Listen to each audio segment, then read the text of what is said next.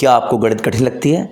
अगर गणित आपको कठिन लगती है तो आपको समझना होगा कि गणित की भी अपनी भाषा होती है, जैसे हिंदी की होती है, इंग्लिश की होती है, आंकड़े भी बोलते हैं।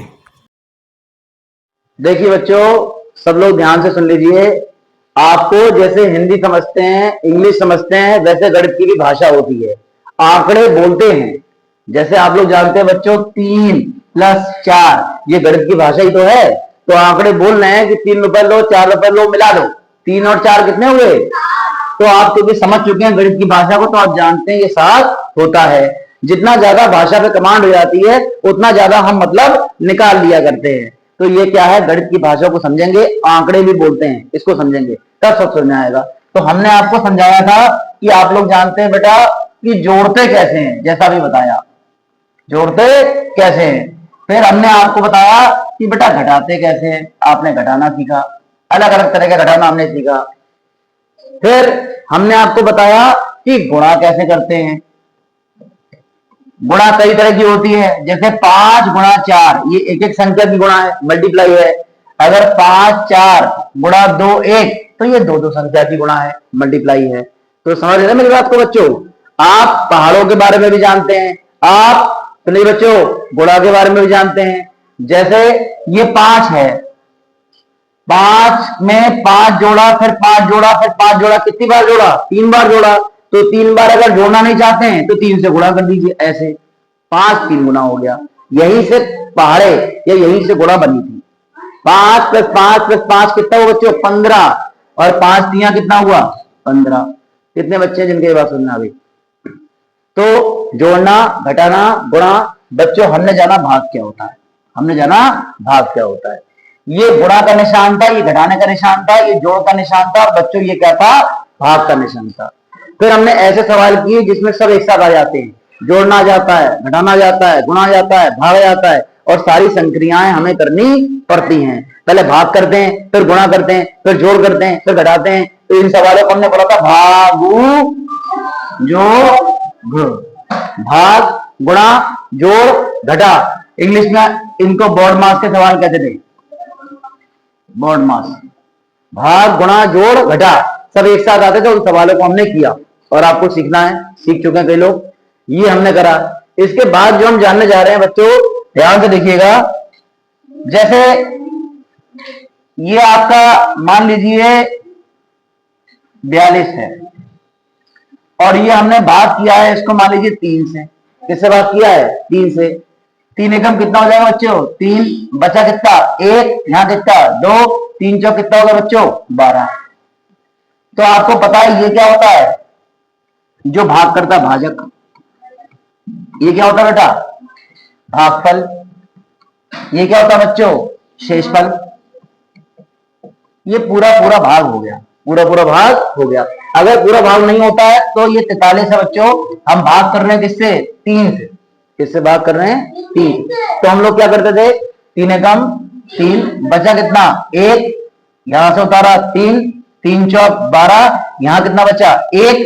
तो हम लोग इसको लिखते हैं 14 सही, 14 सही 1/3, 14 सही 1/3। यहां 14 + 1/3 भी लिख सकते हैं। 14 पूरा पूरा आ गया और 1/3 यानी 1/3 जो पूरा पूरा नहीं आ पाया, इसको भिन्न बोलते हैं।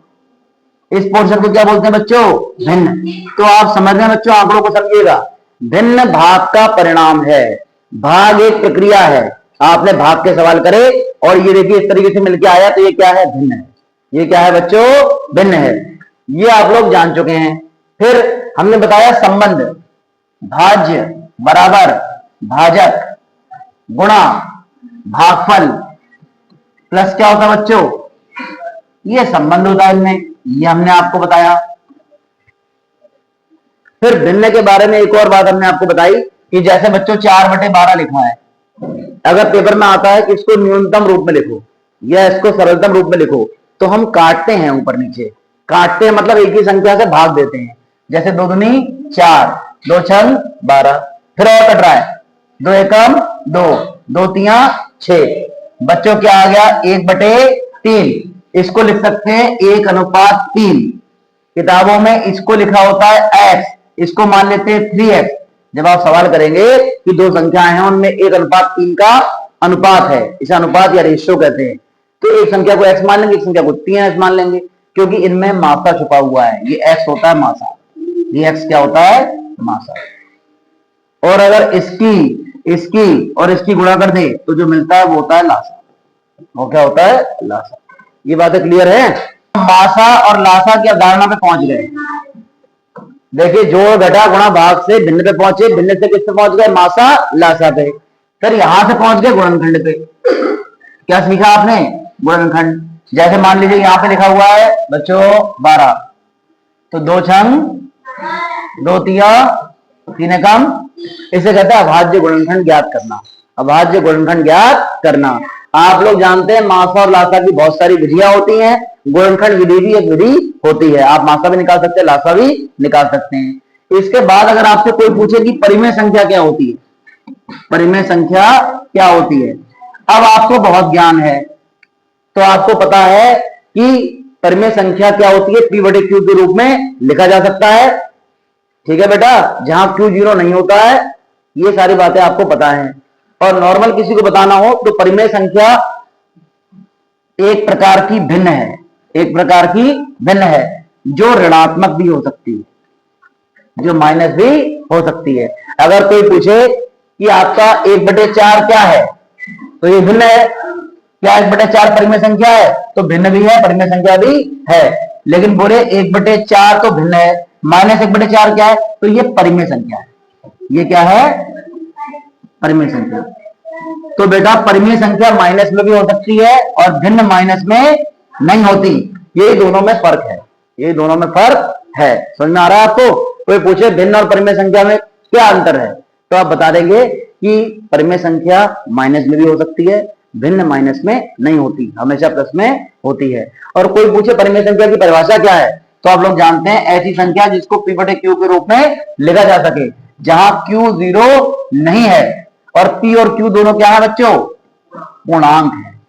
पूर्णांक माइनस में भी हो सकते हैं, प्लस में भी। आपने संख्या रेखा में पढ़ा है, बीच में क्या होता है, 0, इधर होता है +1 +2, इधर होता है -1 -2, इसे कहते हैं धन पूर्णांक, इसे कहते हैं ऋण पूर्णांक। और बच्चों ये होता है 0, ये क्या होता है, 0। तो आप देख रहे हैं पूर्णांक माइनस में भी हो सकते हैं, प्लस में भी हो सकते हैं, धन पूर्णांक और ऋण पूर्णांक।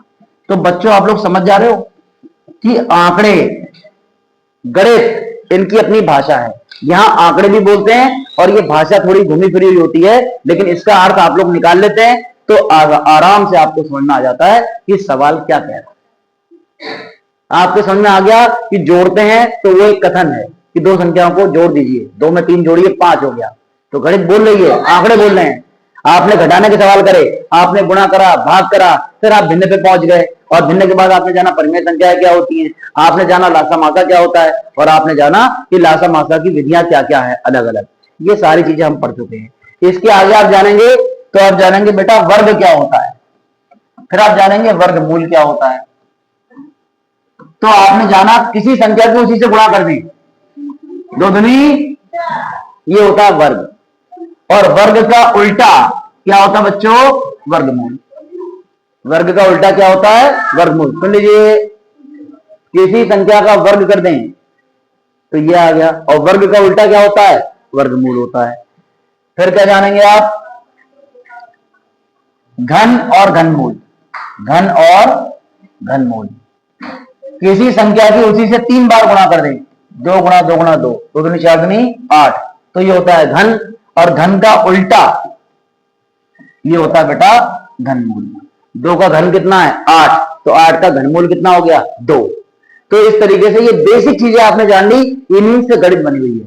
आपको पता है जोड़ते कैसे हैं, घटाते कैसे हैं, भिन्न को दशमलव में भी बदल सकते हैं। ये और बताऊं, जो भिन्न होती है बेटा, भाग कर दीजिए तो किस रूप में बदल जाती है, दशमलव यानी पॉइंट वाले रूप में बदल जाती है। जैसे 1.2 लिखा है, पॉइंट हटाइए, 0 बढ़ाइए, ये हो गया 12/10, तो ये भिन्न में बदल गया। और 10 से 12 को भाग करिए तो 1.2, तो ये दशमलव में बदल गया। तो दशमलव रूप को भिन्न रूप में और भिन्न रूप को दशमलव रूप में भी हम लोग बदल सकते हैं। यहीं से गणित की शुरुआत होती है। ये बेसिक चीजें हैं, बिल्कुल बेसिक चीजें। आपको जोड़ना आता है, आपको घटाना आता है, आपको गुणा आता है, आपको भाग आता है, फिर आप भिन्न समझ गए, फिर भिन्न से परिमेय संख्या समझ गए, आप लासा समझ गए, आप मासा समझ गए, आप वर्ग समझ गए, वर्गमूल समझ गए, घन समझ गए, घनमूल समझ गए, और दशमलव से भिन्न में, भिन्न से दशमलव रूप को समझ गए, तो समझ लीजिए कि गणित आपके समझ में आने लग गई। आप इन आंकड़ों की भाषा को समझने लग गए, आप गणित की भाषा को समझने लग गए, तो बहुत आराम से आपको सब सवाल समझ में आने लग जाए। क्लियर है?